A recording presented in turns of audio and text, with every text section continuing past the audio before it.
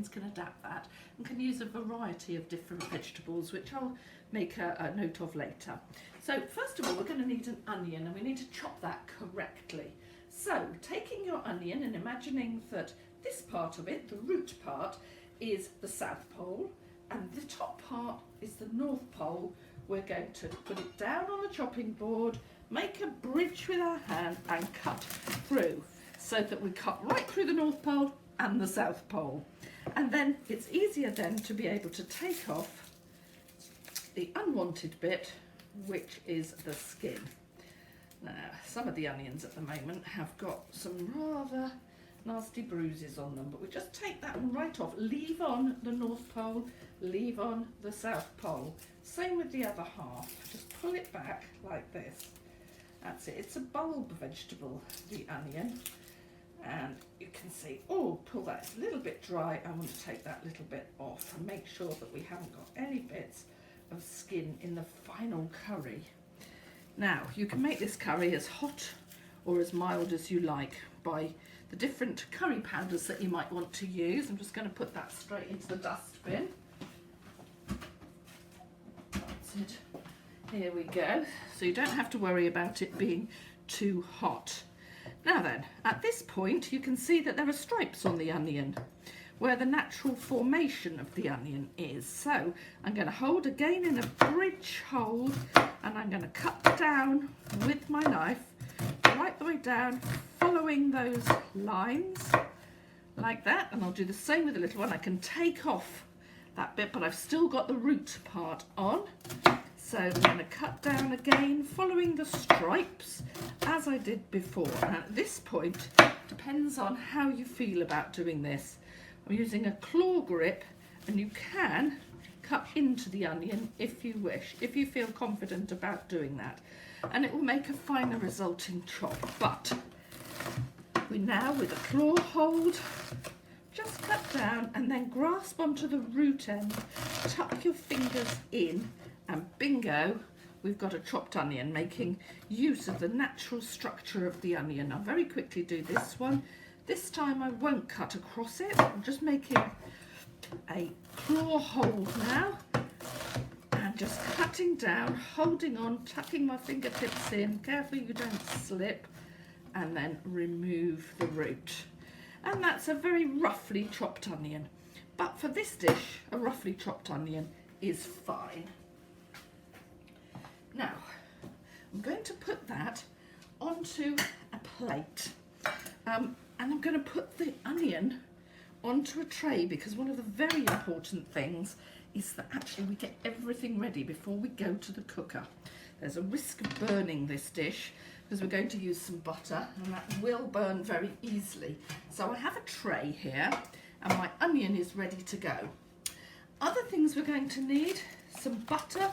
The recipe says about 50 grams, but if you want to be health conscious, you can cut that down quite considerably, or you could use a tablespoon or two of oil, which is entirely up to you.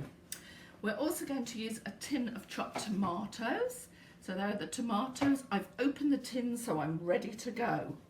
We're going to use some garlic. I'm cheating today, and I'm using some minced garlic, just a squeeze of that. I'll put it on top of the onion because they'll be used together. We're going to use some natural yogurt, not strawberry yogurt, natural yogurt, any sort you like. Low fat's fine. If you want a very creamy curry, then go with the full fat yogurt. Some coconut to give it a creamy taste and a nice texture as well as flavour. This one is one that's been bought in a solid block. They're getting increasingly hard to find, but the Indian supermarkets tend to do a good line in these. It's much cheaper than buying it in the sachets. The supermarkets tend to sell it in sachets, but just need about a third of a block, very roughly chopped. That's that. And then obviously we need some curry powder. Put the curry powder there with a clean tablespoon to use, and some ginger. I particularly like the flavour of ginger. That's what ginger looks like. It's a root, and the easiest way for you to peel it is to use the end of a teaspoon like this. So we just peel it. It's a very fresh bit of ginger, this. Tesco's must have been doing well. very fresh. You can see how it's actually spraying the juice, the ginger juice.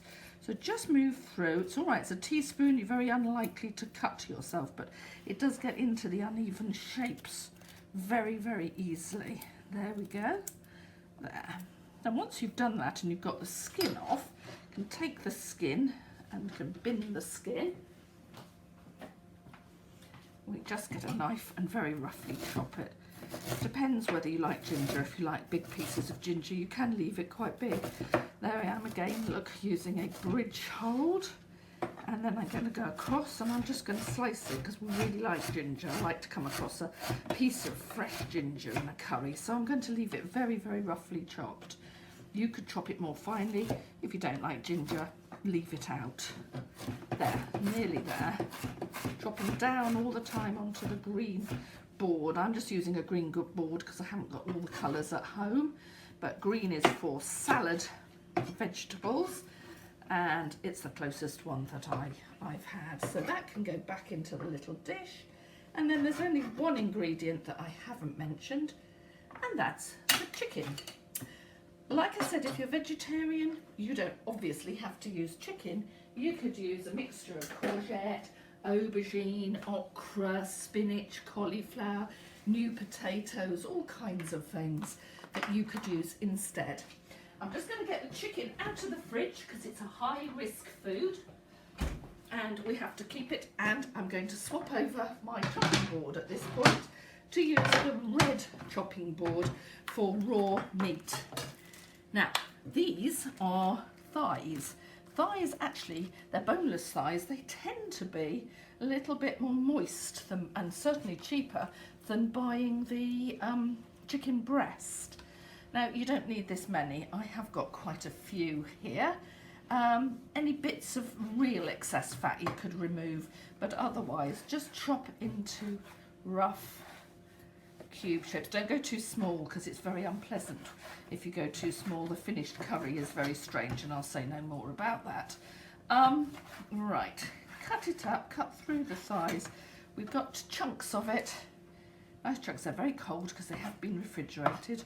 Remember, high risk foods. They are the foods that have got protein in them. They're moist.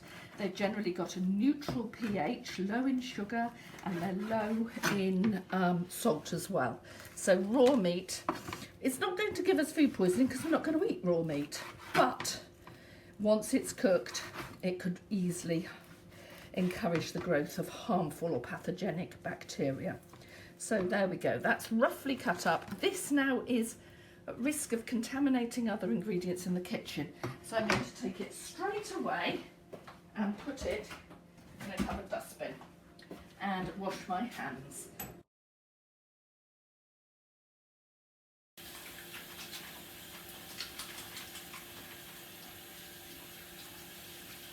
That's it. There we are. That's it. Now we are ready now to cook. Now, as you can see, I've got everything I could possibly need at the cooker. I've got all the ingredients opened, measured out, sorted. I've got all the equipment that I need. My meat is there and the pan is ready. Normally, you'd use a saucepan for this, but because I want you to be able to see what's in the pan, I'm actually going to use this flat pan.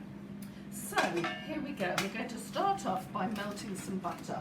Remember, I did say that you could use oil instead if you wish. Now this, you have to watch this at this point. It's really important that you don't walk off. There are lots of solids in the butter, the salt, and there's all kinds of bits in the butter that will burn very, very easily.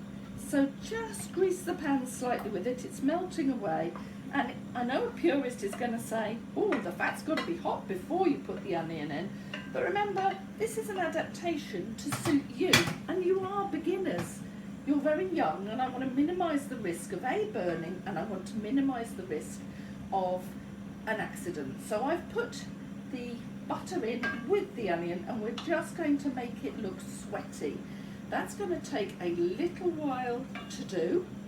I'm just stirring it. You can see how roughly chopped the onions are, but that's fine.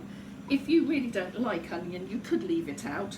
And if you want it chopped more finely than that, you would have the time to be able to do that and chop it much more finely.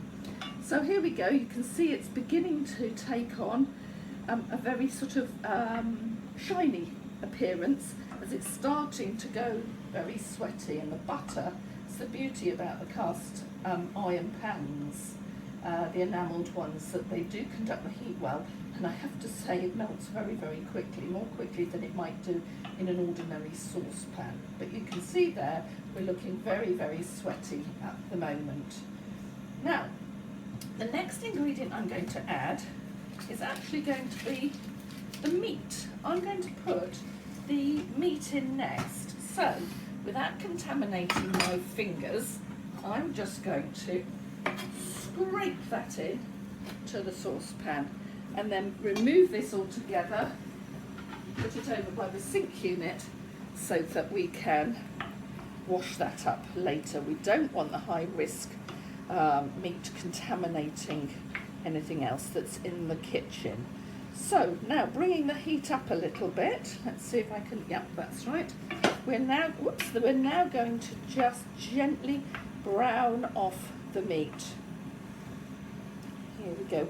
If we were using potatoes, you could put these in. If they're new potatoes, you really need a new potato, something like a Jersey Royal or a Charlotte potato, the little tiny salad ones that really keep their shape.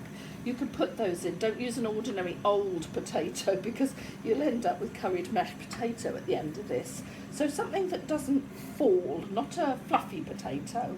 You want the waxy variety. You could also put in slices of courgette, or often what's really nice is to use an aubergine that's just been diced, or you could use courgette dice, okra, anything like that that could go into this curry. You can see now that it's beginning to change colour on the outside of the chicken. Red on that side, the side that's had contact is actually going white. So I'm just going to leave that for a second just to go through, and we'll look at the next ingredient. Now it brings me on in a minute, when this is done, to adding the curry powder. The curry powder is just a blend of different spices. It's ready-made for us. This one's got in it coriander, cumin, turmeric, ground lentils, fennel seeds, chili powder, all kinds of things. You can use the individual spices if that's what you like. That's absolutely fine. But for ease, I tend to use the ready-made chili powder, ready-made curry powder, and then I add things to it. If I wanted a hot curry, I would add in some sliced up chili, and that always looks quite pretty too, because you can get the little green ones or the red ones, and just slice those up and add those into the curry. Or you could add chili powder, or as in my case, I'm going to add the ginger because that's the flavour that I particularly like. So this is now beginning to brown off. In an ideal world, I would give it a little bit longer, but I'm going to pretend I'm in a lesson and I'm really pushed for time. Maybe we've had a fire bell or something, and we've got to get this curry on the table pretty fast. So I'm going to leap ahead at this point. It's still on the heat. Notice I've not had to go anywhere. I've got everything I need on my tray next to the cooker. And I'm going to add in a tablespoon of the curry powder, or curry powder to your liking. Here we go. And we're going to cook the spices off now. Now again, you've got to be very careful at this point that you don't get it sticking on the bottom and burning. So I'm constantly moving it around the pan so that the heat and the curry powder are cooked out. We're cooking out the spices. If you don't do this and you eat the curry powder raw, you can end up with a horrible tummy ache because it can act as an irritant to your stomach. So let's just turn those over, get it all mixed in and cooked out, and I'm keeping it moving around. See, it did look like 50 grams of butter was going to be an incredible amount of butter, but actually we needed it. I know my pan is a little bit wider on the top, therefore there's going to be a little bit more you know, the surface area is going to mean that it evaporates that bit quicker, but let's just keep turning that over until it looks like we're cooking it over and it's starting just to stick on the bottom. So for firefighting means in comes the tomatoes. If you hate tomatoes and you don't want to put them in your curry, then don't. Instead of the tomatoes and instead of the coconut, you could use a tin can of coconut milk or coconut cream. What I'm using is called creamed coconut. It comes in a block. It doesn't add any liquid to the curry. But if you're not adding tomatoes, you might want to use the the coconut cream, the liquid, or the coconut milk. Whoops a daisy. There we go. Now, at this point, nothing is cooked, you can't taste it, but I'm going to throw in my extras. I'm just going to pop in the fresh ginger.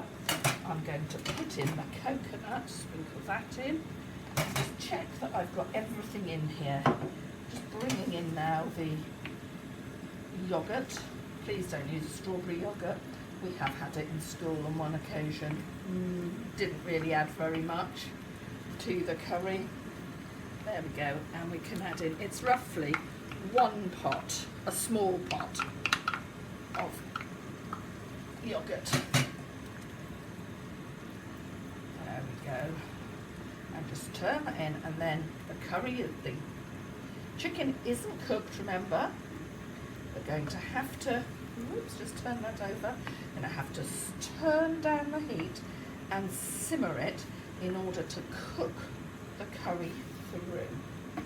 So just stirring it round, mixing it nicely. This will be easier to do in a saucepan than here in the big frying type pan. Right, there we go. So it's pretty well mixed in. Don't taste it at this point. There is still raw meat in there. So now I'm going to add, because mine isn't very runny, I'm going to put a lid on. I'm going to turn down the heat and I'm going to simmer it. Simmering is just cooking at just below the boiling point. So you want some movement there. You see we've got the odd bubble coming up on the top of this. You can see movement in the saucepan or in the pan. That's what we want. If there's no movement at all, it's not cooking properly. We want a little bit, but we certainly don't want boiling, which would be, if I put the heat right up, you'll see it really boiling like crazy. It's going to stick on the bottom and possibly burn, and it's going to evaporate very quickly. The only time we would do that is if the mixture was very, very runny and we wanted to evaporate some off. We would leave the lid off and then boil it rapidly. That is now boiling. So like I say, turn the heat right down until that all quietens down and you've just got left a few bubbles. It'll take a little while for it to react, particularly if you've got an electric cooker. There we go, it's quietening down now, and that's now at simmering point. The only bit I would recommend is that you come to it every 5 minutes and give it a good stir. And the reason for that is that the solids, particularly the coconut, will settle at the bottom and will stick and burn if you don't. So every sort of 5 minutes, just come along while you're washing up, just come along and move it around a little bit like that, and it will be fine. Just keep an eye on it. So about 25 minutes and that chicken will cook, and then we can move on to the next stage.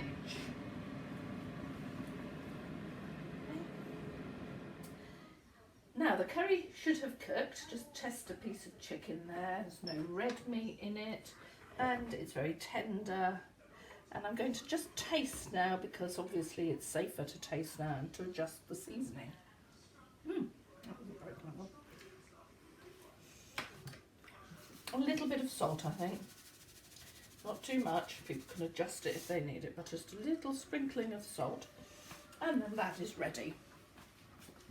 So, to serve it, make sure you get some of the meat. Just stir it over.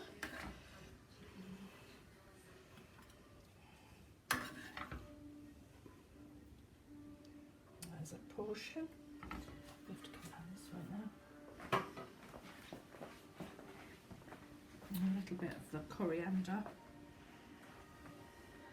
and chilli garnish. Served with some just boiled basmati rice. You could make the chickpea naan bread, which is also on the Year 8 recipe section. There we go, one chicken curry with basmati rice.